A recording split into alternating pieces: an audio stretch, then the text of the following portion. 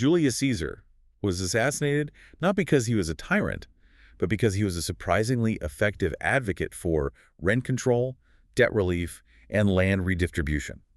Welcome to Doctorates of the Absurd, your provider of belief on demand. Okay, let's unpack this. Today, we are undertaking a deep dive into the history of the late Roman Republic.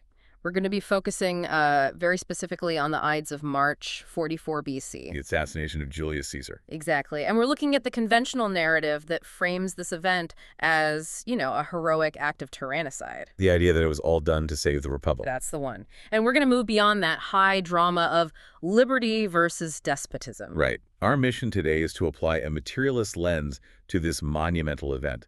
We're asking a pretty corrosive question. Which is? What if Caesar's killing wasn't about high principle at all? What if it was simply an act of ruthless class warfare carried out by the wealthiest elite, but just brilliantly disguised as a defense of liberty? Well, the source material we've gathered really deconstructs that conventional history.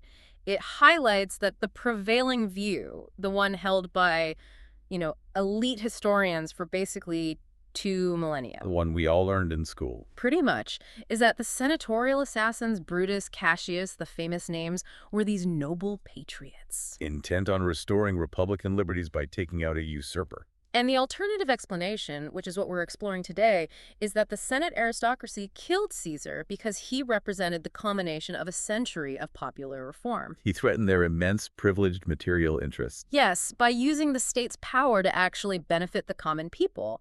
And by this view, the deed wasn't a glorious act of tyrannicide at all. It was a deeply reactionary act of treason. The bloody climax of a long, bitter struggle between these opulent conservatives, who the Romans called the optimates, and the popularly supported reformers, the popularis. So to understand that climax, we first have to understand the bias that has kind of obscured the true story for so long. We do. Let's start there. So we have to begin by identifying the true intellectual villain of this entire historical narrative. And as you said, it's not Brutus or Cassius. No, it's something much more pervasive. A force we're calling gentleman's history. This is the foundation that the classic sanitized narrative of Rome is built on.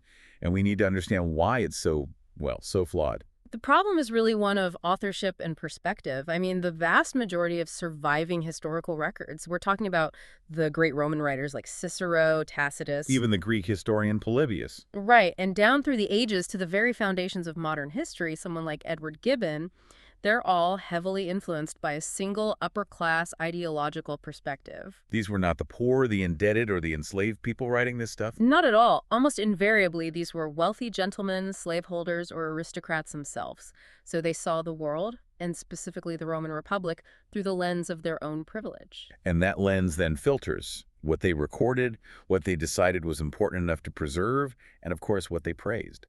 Let's just take the most famous example for modern readers.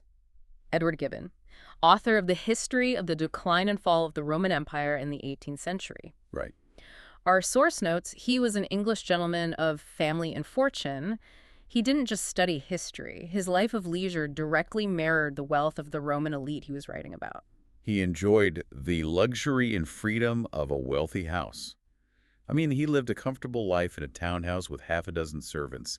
He had the time for scholarship because of inherited wealth. So it's no surprise, really, that he looked kindly on Rome's violently acquisitive aristocracy. He fundamentally shared their class position. Their perspective on what order means. And their fear of the rabble. This creates a really dangerous feedback loop. Gibbon's perception of history was filtered through his own secure social position. He wrote for gentlemen, and he produced gentleman's history. And this kind of bias is insidious because it creates a powerful historical echo chamber. Exactly. Gibbon, and those who followed him, they kept intellectual company with like-minded scholars across centuries.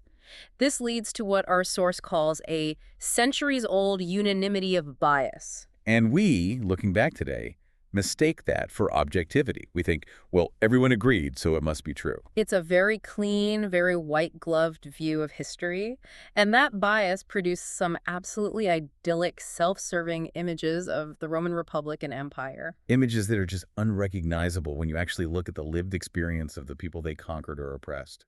Gibbon, for instance, he conjured this glowing pastoral image of the Roman Empire at its peak, describing the obedience of the Roman world as Uniform, voluntary, and permanent. Voluntary. That's a strong A word. very strong word. He claimed vanquished nations resigned the hope, nay, even the wish of resuming their independence. That is beautiful writing, but it's a brutal, deliberate distortion of what was actually happening. It is. There's not a single word in that idealized description about the actual foundation of the empire.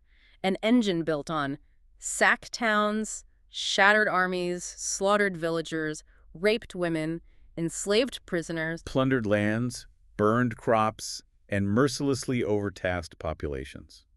It just completely erases the violence that created all that wealth. You can dramatically contrast this genteel perspective with the actual voices of the victims of Roman imperialism, and the difference is, well, it's jarring. Like King Mithridates in the 1st century BC. Driven from his land by Roman expansion. He wrote pointedly that the Romans' cause for war was always the same, the insatiable desire for empire and wealth. It was never about moral principle, it was about acquisition. And then there's that incredible critique from the Caledonian chief Calgacus, a bit later in the 1st century AD.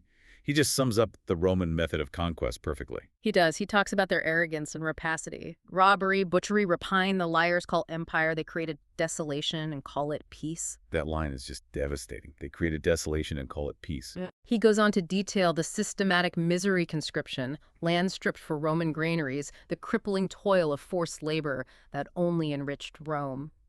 This is the history you miss when you only read the winners. So before we get to the people they oppressed, we need to map out this elite power.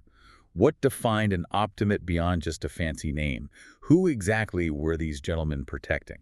We need a clear definition of the oligarchy that stood against Caesar and the reformers before him. So the optimates, they were the conservative faction within the nobilitas, the aristocratic oligarchy. And this was a tiny group. Tiny. Self-perpetuating, maybe no more than 2,000 families across the entire republic who ruled Rome with what can only be described as almost incredible opulence. Their power rested on two things, right? Lineage and money. Two crucial pillars. Lineage meant claiming at least one ancestor who'd served as consul, the highest elected office. But critically, wealth. Without immense wealth, your lineage was meaningless in Roman politics. And that wealth was staggering. It wasn't just one thing. No, it was diversified and based almost entirely on exploitation. Primarily held in land, these vast estates called latifundia. Which we'll come back to. We will. Yeah. But also in thousands of slaves in trade and in high finance. They lived in sprawling mansions in Rome and out in the countryside. They had lavish gardens, private libraries, extensive baths. Gourmet meals on gold and silver plates. They were, for all intents and purposes, the self-enriching capitalist class of the ancient world. You see it starkly in individuals like Crassus. He was famous for acquiring his fortune by literally cornering the market in urban real estate. The story is incredible. When tenements would collapse, which happened all the time in crowded Rome, he would rush his own private fire brigade to the scene, and he'd offer to put out the fire or stabilize the building only if the terrified owners sold him the burning property for a rock-bottom price. So he made a fortune buying up disaster zones and rebuilding. Exactly. And just below this nobilitas were the equestrians, or knights. This was the business class. State contractors, bankers, moneylenders, tax collectors. So not the old money aristocracy, but they had similar interests. They shared nearly all the nobility's material interests. They often financed the Senate's wars, and both groups formed the officer class of Rome's legions. They were united by the need to protect their property. Which brings us to the key insight of this whole critique, the constitutional cloak. Yes. These oligarchs only value the republic and its unwritten constitution as long as it served their way of life, as long as it was a tool to protect and grow their assets. The moment that system was challenged by popular leaders, the popularis, they instantly dismissed them as demagogues and usurpers. Any challenge to their privileged social order, even a mild land reform, was immediately equated with a total challenge to all social order. They framed it as chaos and perdition. They saw no difference between an infringement on their material privileges and the existential endangerment of the state itself. It's the ultimate self-serving ideology. Absolutely. So the moment we accept that this conflict was fundamentally about wealth, the focus has to shift to the base of the pyramid. Yes, to really understand the stakes of the conflict that led to Caesar's death, we have to immerse ourselves in the context of the oppressed classes. This is the reality that gentleman's history was so determined to sanitize or just ignore completely. Let's start with the free, but propertyless citizens, the proletariat or the plebes urbana. These were propertyless city dwellers, foreigners, freedmen, all crowded into this dense ring of slums or insulae surrounding downtown Rome. And you have to imagine a massive, dense city without any modern infrastructure. These tenement buildings are sometimes 7 or 8 floors high. With no toilets, no running water, poor ventilation. They were literal, fetid, disease-ridden warrens prone to collapse and fire. And we circle right back to the owners. The slumlords, wealthy individuals like Cicero and Crassus. This wasn't incidental to their wealth. It was a major revenue stream.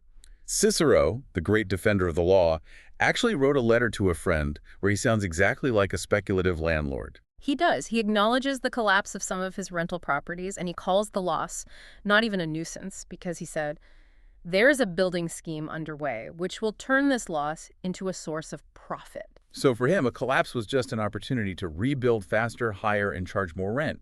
The law was completely on his side. And the human cost was immense. Rents were so cripplingly unaffordable that families had to double, even triple up in single, tiny rooms, which just accelerated the spread of disease. And if the disease and fire didn't get you, the crime might. We know from the satirist Juvenal that the streets were horrifically dangerous at night. He wrote very acerbic about the violence against the poor. He asked what a poor man's freedom actually amounted to in Rome. And his conclusion was, the freedom, after being punched and pounded to pieces, to beg and implore that he be allowed to go home with a few teeth left. It just emphasizes that the poor were subjected to random violence from the rich and their retinues with absolutely no legal recourse. The rule of law was selective, to put it mildly. But crucially, the foundation of all this aristocratic opulence was the engine of wealth, pervasive and brutal slavery. And our source is emphatic here in tearing down the myth of benign bondage. Yes, the idea that Roman slavery offered significant upward mobility, or that free men would willingly sell themselves into it for better prospects. That view is just completely misleading. Utterly. Upward mobility was the rare exception, not the rule. Manumission, or freedom, was usually granted only after years of service, and even then it was often conditional. And the motivation for freeing older slaves was often purely economic. It was. The owner wanted to escape the cost of feeding and sheltering chattel who were no longer in the full productive vigor of their youth. Slavery was about maximizing profit, not offering opportunity. And the control mechanisms were defined by terror. Pure terror. Slaves were routinely flogged, branded, mutilated, starved, raped, or crucified. They were chattel. They were objects without rights. The uncertain promise of manumission was really a psychological tool, wasn't it? A psychological tool, as were servile family attachments. Masters would routinely break up and sell off slave families for profit. A slave family was only valuable until the moment it could be monetized by being sold apart. And then there was the ultimate coercion mechanism, designed to turn slaves into an internal police force. The ancient, terrifying rule that if a master was murdered by one slave, all slaves in the household, and we could be talking dozens of people, faced execution. So every slave had a vested interest, born out of pure fear, in the master's safety and in suppressing any rebellion among their own brethren. Exactly. Furthermore, we have to confront the pervasive sexual exploitation of slaves.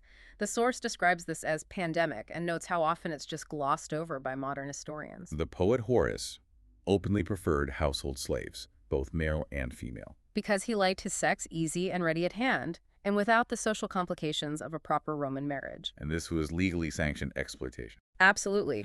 Roman law codified a double standard. A master could freely engage with slaves or concubines, but the adultery codes rigidly targeted wives.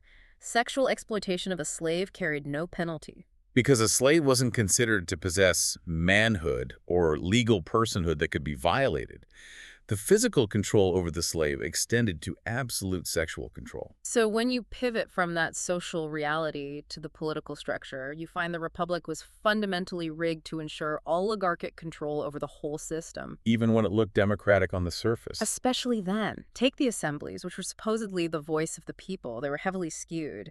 The senatorial assembly, which elected the highest magistrates like consuls, was heavily rigged to favor the propertied classes. And here's how that mechanism of oppression worked. The highest classes, the richest, were organized into the greatest number of voting centuries. Meaning they cast their votes first. And critically, because they were so wealthy, they often commanded an outright majority before the lower classes, and the urban poor even had a chance to cast their ballots. So they controlled the outcome of the elections, often shutting the poor out entirely. The whole exercise was basically moot for them. And even the office that was meant to protect the poor, the tribunate of the people, was structurally compromised. Tribunes were supposed to veto hostile senatorial decrees. They were the people's shield. But the lure of advancement into the Senate gaining life membership in the highest circles often blunted the democratic verve of many a tribune. They would trade their popular mandate for personal career advancement. And if they didn't trade their loyalty, the system still had a release valve for the oligarchs. It did. Any popular measure enacted by one tribune could be vetoed by one of the other 9 tribunes. So the oligarchs only needed to co-opt a single man to shut down sweeping reform. The real consistent power was always in the Senate. Always. Composed of several hundred wealthy men, mostly former magistrates. The Senate determined foreign policy, appointed governors who would inevitably enrich themselves through corruption, controlled the treasury. It held a near monopoly on political power. And real power was concentrated, often held by 20 or 30 men from a dozen families. And the entire state system was just designed for the upward redistribution of wealth. It was a legalized mechanism where the wealthy lent money to the state, and the state in turn taxed the poor and the provinces to pay that debt back with massive interest to the rich. Senators avoided taxation, while public debt was financed by borrowing from the very wealthy who benefited. It's a constant flow of cash moving from the masses to the oligarchy. The rich didn't bear the chief burden of fighting the wars, but they pocketed the lion's share of the booty and profit from conquest. So the conflict that killed Caesar was absolutely not an isolated event. It was just the bloody climax of a century of this institutionalized violence. To grasp why he was such a threat, you have to understand the fate of those who came before him. The popular struggle really began in the 2nd century BC, and it was born out of the systematic theft of public land, or agora publicus. This was land originally farmed by collectives of smallholders. Exactly, and it was gradually carved up by wealthy elites into these vast, privately owned estates, the latifundia. They did this through opportunistic buyouts, legal maneuvering, and just sheer violence. And this displaced the small farmers, who then had to migrate to the cities as the propertyless proletariat. Which created the crisis that the Gracchi brothers tried to solve. They were the first great, serious challenge to oligarchic privilege. Tiberius Gracchus, a tribune in 133 BC, proposed the lex agraria, A law to reclaim stolen public land and redistribute it to the poor. And what's truly remarkable is that this law was, as our source says, milder or more conciliatory than the situation deserved. It wasn't punitive. It offered compensation to the people who had stolen the land in the first place. It did, and yet the wealthy landowners detested it out of sheer greed. They were furious at the very principle of losing anything at all. So when Tiberius, facing a hostile Senate, did what Caesar would later do, bypassed them, and took the bill directly to the tribal assembly, the oligarchs immediately denounced him. Called him a demagogue and tyrant, intent on revolution. They couldn't frame it as greed, they had to frame it as a defense of the Constitution. And their reaction was lethal. Publius Nasica, one of the largest landholders in Rome, led a gang of thugs, stormed the assembly, and slaughtered Tiberius and 300 of his unarmed supporters. And here's the key takeaway about elite power. There was no attempt to legally prosecute the thugs who did the killing. Or Nasica, who led them. The Senate's silence was confirmation that this was state-sanctioned violence. The message was clear. If you challenge our material interests, you die, and the law will protect us. The struggle continued through his brother, Gaius Gracchus, who pushed for even more sweeping reforms on voting rights, land, and debt. And in response to his growing power, the Senate invented its supreme weapon, a constitutional excuse for murder. the Senatus Consultum Ultimum, or SCU. Which was effectively a declaration of martial law. It was a decree that suspended all Republican rights, including the fundamental right of a citizen not to be executed without a trial. All in the name of defending the Republic. And this decree, which was itself completely unconstitutional, justified the mass murder of Gaius and 250 of his supporters.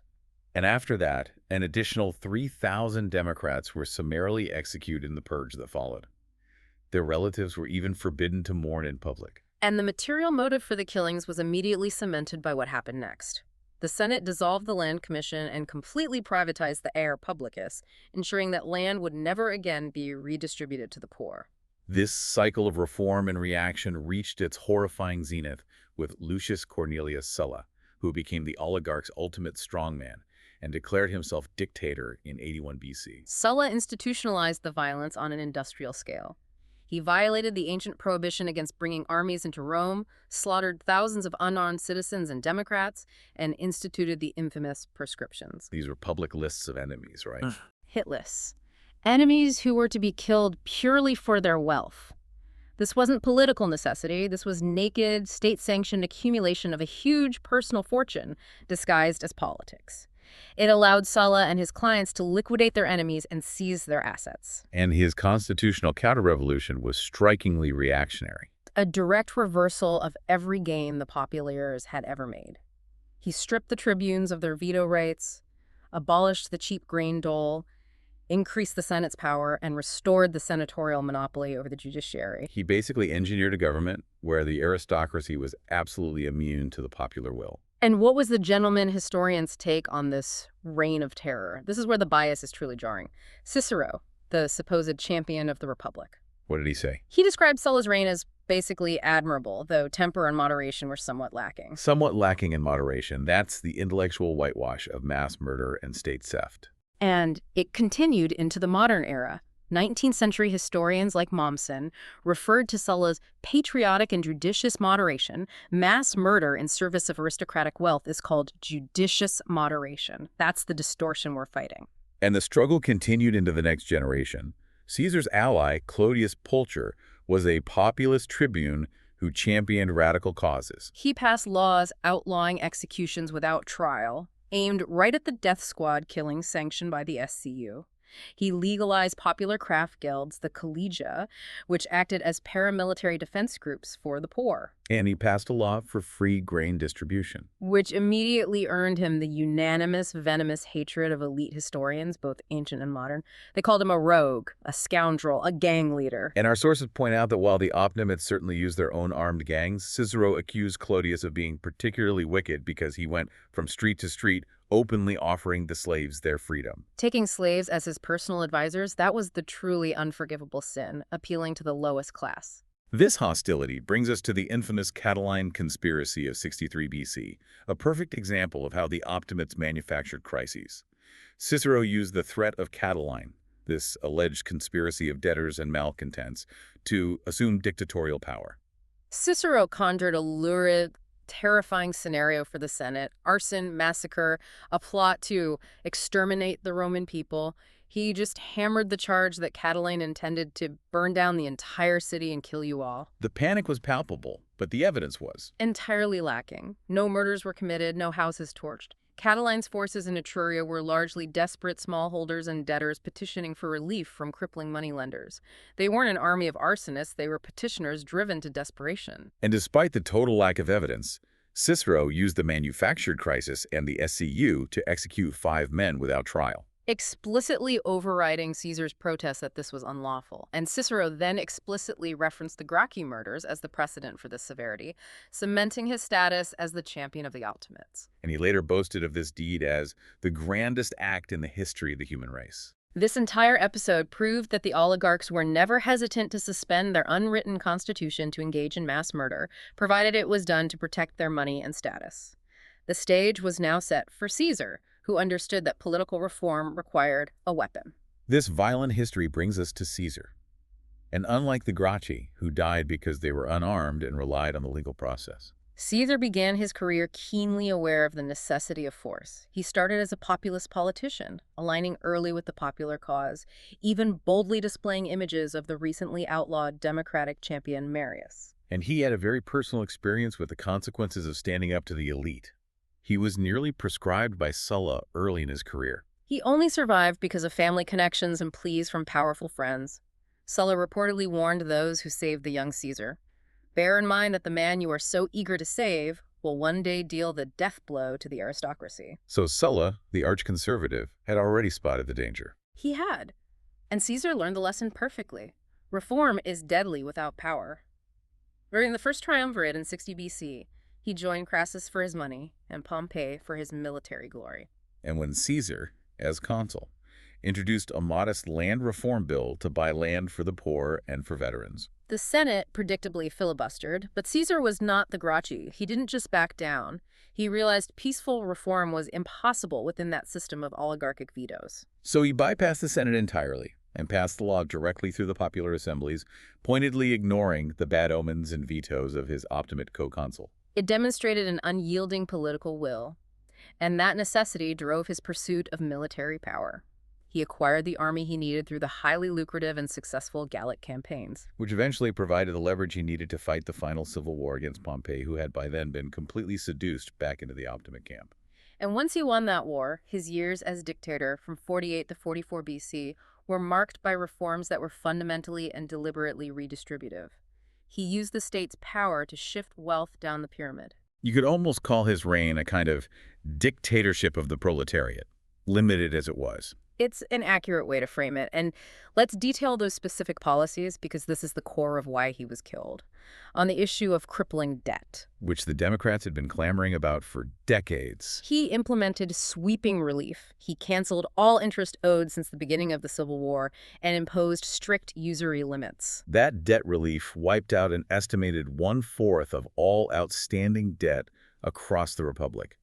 A massive transfer of capital back to the masses and away from the bankers and financiers. He also mandated that individuals could cede their estates to creditors without having to surrender their personal freedom. You could lose your land, but you could no longer be enslaved for debt. That was revolutionary for the debtor class. Beyond debt, he directly targeted oligarchic labor profits and unemployment. He did. He mandated that large landholders use at least 1/3 free laborers instead of relying purely on slaves. This was economic warfare against the latifundia owners. Reducing their slave profits while also tackling chronic unemployment among the plebs urbana. He followed this with massive public works projects and colonization. He sent thousands of unemployed proletarians to newly established colonies for jobs. This wasn't charity, it was job creation. And direct welfare was significant. He remitted a whole year of rent for poor tenants in low and moderate dwellings. Providing immediate, crucial relief during a period of economic upheaval. And while he reduced the massive grain dole list, purging it of fraud, he maintained that crucial supplement for the truly needy. And he backed all this up with hard cash. He did. He deposited confiscated wealth from the civil wars into the treasury and made large distributions, 100 denarii to every pleb and 5,000 denarii to his loyal soldiers. These were substantial sums to a poor family. But the most unforgivable sin in the eyes of the blue-blooded nobilitas was his attack on oligarchic power itself. The institutional scaffolding of their dominance. Caesar radically increased the size of the Senate from 600 to 900. And he didn't fill those new seats with more of the same old families. No, he filled it with equestrians, with provincials from Spain and Gaul, with soldiers who had fought for him, with scribes, and even a small number of sons of freedmen, men of humble antecedents. The old blue bloods were utterly aghast.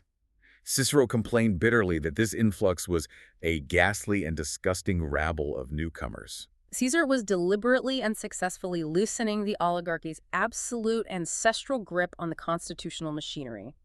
He was creating a new meritocratic elite that owed its loyalty only to him. So Caesar's ultimate crime was not subverting the Constitution, which Sulla had already done for the oligarchs, but loosening the oligarchy's overbearing grip on it and using state power for the poor at the expense of the wealthy few. Which explains the catastrophic failure of Caesar's famous clemency. He showed remarkable forgiveness to his enemies, appointing them to high office, including Brutus and Cassius. Believing that men of their breeding would prioritize stability over personal vendetta. He was wrong. His generosity was insufficient recompense for oligarchs in high dudgeon. History consistently shows that powerful classes rarely become willing accomplices in the diminution of their own material privileges. The moment he started hitting their wallets and diluting their power, clemency meant nothing. The 60 conspirators, men of ancestry and prestige, were fundamentally motivated by the fear that under Caesar's new order, their opportunities for financial gain and political power would vanish. And the deed was done by the nobles themselves, not hired thugs, to make sure it was seen as a glorious principled act of tyrannicide. A lesson for the ages. Rather than just a partisan coup protecting their investments. The Ides of March, 44 BC, thus became the most dramatic climax of a century of class conflict.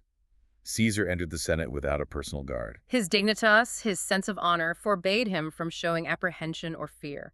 The conspirators, including men he had appointed to high office, crowded around him under the pretense of a personal plea. Tullius Cimber seized Caesar's robe, pulling it down as the signal, and the stabbings began. Marcus Brutus, brandishing his bloody weapon, then addressed the stunned senators, claiming they had restored liberty. But the immediate reaction was chaos. Not celebration. The senators stampeded out of the hall, fearing they might be next. The assassins, soaked in blood, marched out, calling to the people to reclaim their liberty. But here is the central historical fact that gentleman's history ignores. That narrative of tyrannicide immediately began to collapse. Because the people did not join them. Not at all. Contrary to the assassins' self-congratulatory expectations that they'd be hailed as the new founders of the Republic, the populace was not celebrating. They were seething. There was no popular uprising in support of liberty. Which is where Mark Antony steps in, and he masterfully exploits this deep, underlying class sentiment at the funeral. He used Caesar's carefully constructed will, which granted every Roman adult male 75 denarii and bequeaths his vast private gardens for public use. And he coupled that with the visual display of the blood-stained robe to just inflame the crowd. It was Caesar's final, posthumous act of populist generosity. He essentially showed the people, I died trying to give you this. And the crowd understood this perfectly. The assembled throng immediately burned Caesar's body on a pyre, right there in the Forum. Their fury was directed at the assassins, whom Cicero denounced as being attacked by slaves and beggars. The assassins quickly realized the city was unsafe and fled into the hills. They weren't hailed as heroes, they were hunted out of Rome. This public reaction confirms the underlying class dynamics of the whole conflict. It does. It demonstrates that the common people were capable of sophisticated political judgment, which directly refutes the oligarchs' claims that the poor were just a fickle mob. They had a historical memory. A long one. They had historically hissed the name of the arch-reactionary Sulla, and they did not offer memorial tributes to the arch-oligarchs Cicero or Cato. But they did commemorate the Gracchi, and they adorned Catiline's tomb with flowers. They recognized their champions in life and honored them in death. And Caesar, for all his autocratic tendencies, was viewed by the masses as a champion who prioritized their survival and welfare. This leads us directly to the complete demolition of the long-standing bread and circuses myth. Yes, the historical trope used by generations of elite historians like Juvenal to dismiss the poor as a shiftless, volatile mass addicted to endless rounds of free victuals and free entertainment. The source clarifies that this is just pure, self-serving elite prejudice. The dole, the wheat or corn ration, was not total sustenance. It wasn't enough to allow people to idle away their days. It was a crucial supplement. It was the difference between survival and starvation, and most recipients still had to find low-paying work. Scholars have judged the Roman people as degraded simply because they demanded affordable bread, something their government had a duty to provide. And as for the entertainment, the circuses, they were originally religious festivals, provided free to everyone. And it's important to remember that wealthy nobles and equestrians were frequent, reserved seat attendees. In the amphitheater, Juvenal reports, all the best seats are reserved for the classes who have the most money. The rich were just as addicted to the spectacles as the poor. Furthermore, the populace was far from a mindless, bloodthirsty riffraff. We have powerful anecdotes that show they possessed a social consciousness often superior to their supposed superiors. For example, during a spectacle put on by Pompey, a battle involving elephants brought the entire crowd to tears. They cursed Pompey because they were distressed by the tormented animals. They showed genuine empathy, something the oligarchs rarely showed for their human chattel. We even see criticism aimed at Caesar himself.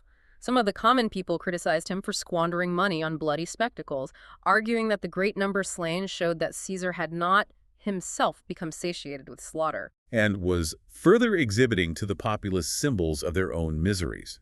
They understood that the violence they were watching was a mirror of the violence inflicted on the poor. This proves the proletariat was capable of extremely complex moral and political thought. This leads us to the final crucial question that really confirms the class warfare thesis. Why did the nobles willingly accept the far more autocratic rule of Augustus, who wielded substantially more power than Caesar ever did? Why did the oligarchs eventually settle for a dictatorship? The answer lies entirely in class protection and stability. Augustus, unlike Caesar, promoted no significant economic agenda on behalf of the masses. He was fundamentally indifferent to debt reduction. He abolished most worker guilds that served as popular defense. And the taxes he introduced, a sales tax and death duties, were explicitly regressive, leaving aristocratic wealth and capital untouched. Augustus actively reinforced the traditional class structure. He raised the property qualifications for senators, ensuring only the wealthiest could enter. He banned the publication of Senate proceedings, purging those who might challenge the elite from public view. He also severely restricted the freedom of slaves, not for humanitarian reasons, but specifically to prevent the tainting of Roman blood. So he reinforced the Slavocracy as an institution. He did. The senators preferred Augustus because he offered a new, more reliable bargain. He stole their independence, yes, but he fortified their privileged class position with the power of a permanent military state.